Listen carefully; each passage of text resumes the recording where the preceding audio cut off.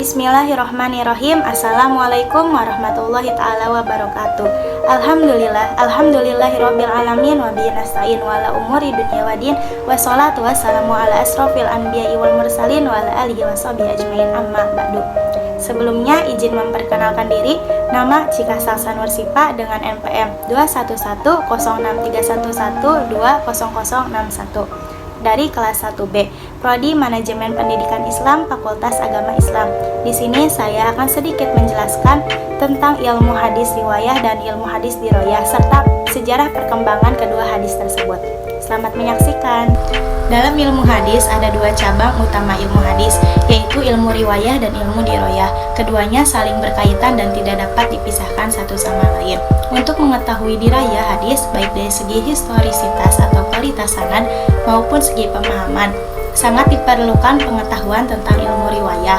Tanpa adanya ilmu riwayah, diroyah akan terputus dari konteks historinya, baik histori kemunculan pada masa Nabi atau bisa disebut dengan sababul wurud, maupun histori periwayatannya bisa disebut juga dengan sababul irad.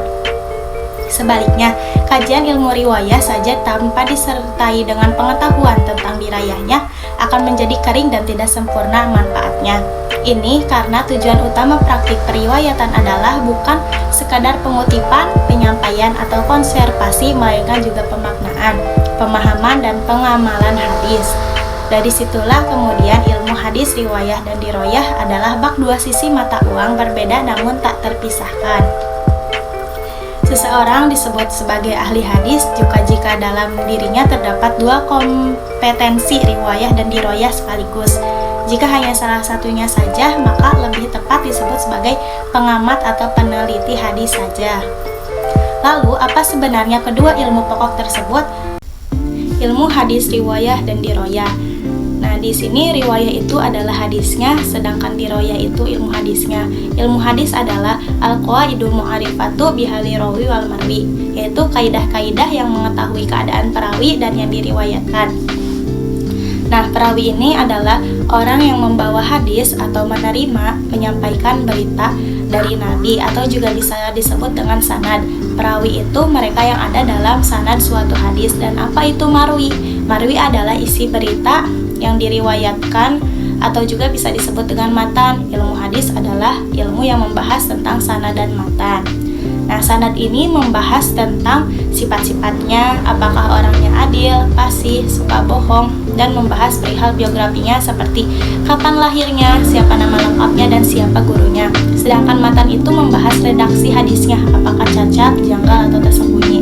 Semua sanad dan matan itu diteliti di ilmu hadis. Lalu, ada pembagian ilmu hadis, riwayah, dan diroyah. Riwayah itu ilmu yang mempelajari tentang segala perkataan Nabi, perbuatan beliau, periwayatannya, batasan-batasannya, ketelitian segala redaksinya, dan objek pembahasannya itu dari diri Nabi sendiri, yang berasal darinya baik perkataannya, perbuatannya, sifat, akhlak, dan lain-lainnya. Nah, diroyah itu ilmu yang mempelajari tentang hakikat periwayatannya. Dan apa itu hakikat periwayatannya? Yaitu memindahkan berita dan menyandarkannya kepada orang yang membawa berita tersebut. Contohnya, menyampaikan berita beserta sumber awalnya. Kedua, ada syarat-syaratnya, yaitu metode perawi ketika menerima periwayatan hadisnya. Contohnya, metode mendengarkan lalu menyampaikan kepada orang lain. Kedua, ada metode qiraah, murid membaca lalu guru mendengarkannya dan meluruskannya. Ketiga, ada metode ijazah. Contohnya, guru memberikan izin kepada murid agar murid ini menyampaikan kepada orang lain, atau juga bisa disebut dengan mengamalkan. Tetapi murid ini adalah murid terpilih oleh gurunya, bukan murid sembarangan. Ketiga, ada macam-macam. Apakah periwayatannya bersambung atau terputus? Keempat, ada hukum periwayatan, yaitu apakah hadis tersebut diterima atau ditolak. Kelima, ada keadaan para perawi dan syarat-syarat mereka, yaitu sifat perawi dan biografinya. Keenam, ada macam-macam periwayatannya, seperti bentuk pembukuan hadisnya seperti apa, kayak mutawatir, musnad, jami, sunan. Ketujuh, ada hal-hal yang berkaitan dengan periwayatannya, yaitu istilah-istilah hadis, ahli hadis. Nah, hadis ini ada yang sunnah, dhaif, mutawatir, ahad, sahih, atau maqtu'. Dan objek pembahasannya yaitu penelitian sanad dan matan. Nanti diteliti dan menghasilkan kualitas hadisnya diterima atau ditolak. Dan ranahnya diroyah ini adalah sahih dan dhaifnya suatu hadis. Lalu ada juga sejarah perkembangan ilmu hadis riwayah dan ilmu hadis diroyah. Pada periode Nabi SAW, riwayah ditandai dengan larangan menulis hadis karena khawatir bercampur dengan Al-Quran. Kedua, ada larangan dan kebolehan menulis hadis bersifat kondisional. Sahabat memiliki catatan hadis koleksi pribadi, sedangkan di ilmu hadis diroyah ditandai dengan telah adanya dasar-dasar ilmu hadis, yaitu dalam Quran Surat Al-Hujurat ayat 6 dan Al-Baqarah ayat 282. Tujuannya agar kita mengetahui bahwa hadis benar berasal dari Nabi.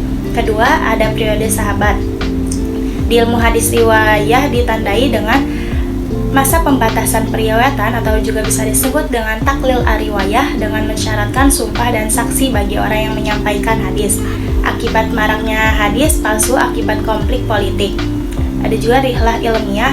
Sedangkan di ilmu hadis diroyah ditandai dengan timbul secara lisan periwayatan harus disertai saksi, bersumpah, dan sanad.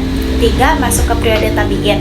Di ilmu hadis riwayah ditandai dengan ditulis dan dibukukannya secara resmi atas perintah Khalifah Umar bin Abdul Aziz. Tokoh ulama yang melakukannya adalah Ibnu Syihab Az-Zuhri. Terus ada model kitab-kitab hadis yang muncul seperti Muwatta, Musonaf, Musnad. Dan penulisan hadis masih bercampur dengan perkataan dan fatwa sahabat. Di ilmu dirayah ditandai dengan timbul secara tertulis tetapi belum terpisah dengan ilmu lain, dan penulisan ilmu hadis bergabung dengan ilmu fikih dan usul fikih seperti kitab Al-Um dan Ar-Risalah karya Imam Asy-Syafi'i.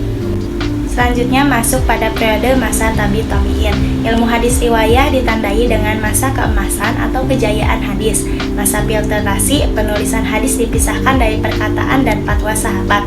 Lalu ada masa klasifikasi, hadis sahih sudah dipisahkan dari yang tidak sahih. Munculnya kutubus sittah, model kitab ini adalah jami. Ilmu hadis diroyah ditandai dengan telah terpisahnya dari ilmu-ilmu lain tetapi belum menyatu. Muncul kitab-kitab ilmu hadis seperti At-Tariq Al-Kabir karya Bukhari, Tabaqat At-Tabi'in karya Muslim, dan lain-lainnya. Setelah masa tabi'in, riwayah ditandai dengan penulisan hadis lebih sistematik. Muncul kitab-kitab Mustadrak, Syarah, Istisar, dan lain-lainnya. Dirayah ditandai dengan berdiri sendiri sebagai ilmu hadis. Kitab ilmu hadis pertama Al-Muhadis Al-Fasil Baina Arawi wa Al-Wa'i karya Ramahur Muji. Sekian pembahasan dari saya, mohon maaf jika ada kesalahan karena saya masih dalam tahap pembelajaran. Assalamualaikum warahmatullahi wabarakatuh.